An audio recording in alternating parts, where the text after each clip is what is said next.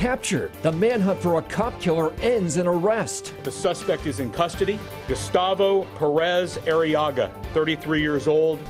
The victim's family almost too distraught to speak. The suspect's immigration status stoking a national debate. This is a criminal illegal alien with prior criminal activity that should have been reported to ICE. Your News at 5 starts right now. Tonight, the illegal immigrant with a criminal past is in jail, captured and cuffed with the same handcuffs Corporal Singh wore on his belt.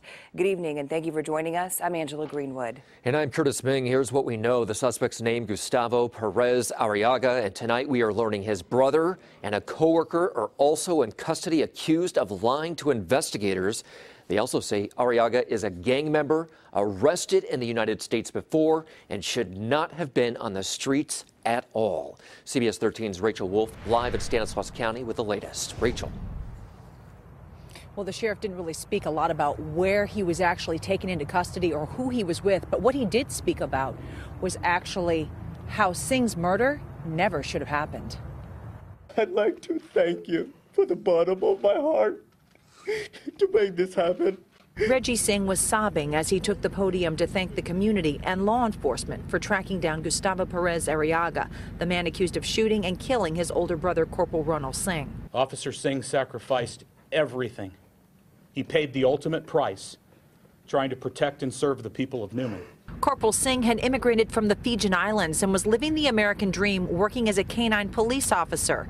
On December 26th, police say Arriaga gunned him down after Singh pulled him over on suspicion of drunk driving. It happened just hours after he'd celebrated Christmas with his wife and 5-month-old son. This criminal, Mr. Arriaga, crossed our border illegally into Arizona some time ago.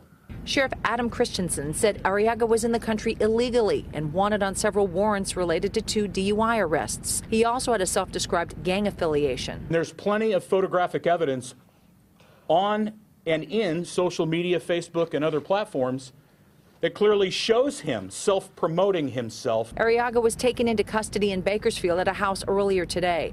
Authorities say he was under surveillance by local, state, and federal agencies, along with his brother and another co-worker who were also arrested for helping Arriaga evade police and try to escape back to his native Mexico. They intentionally lied to us. They tried to divert us off the investigation. They misled us. They provided information that was false. The sheriff says Singh's murder never should have happened because Arriaga should have been deported. But local law enforcement has its hands tied because of sanctuary laws. We shouldn't politicize it, but we have to have a conversation about restrictive legislation that puts our communities at risk.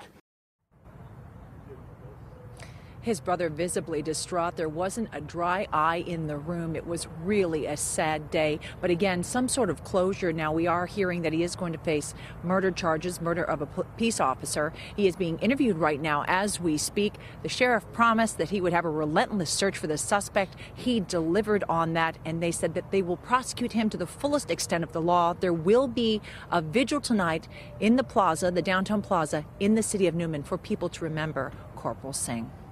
Certainly good to see a first step toward justice, but still so hard to comprehend this tragedy. Rachel, thank you.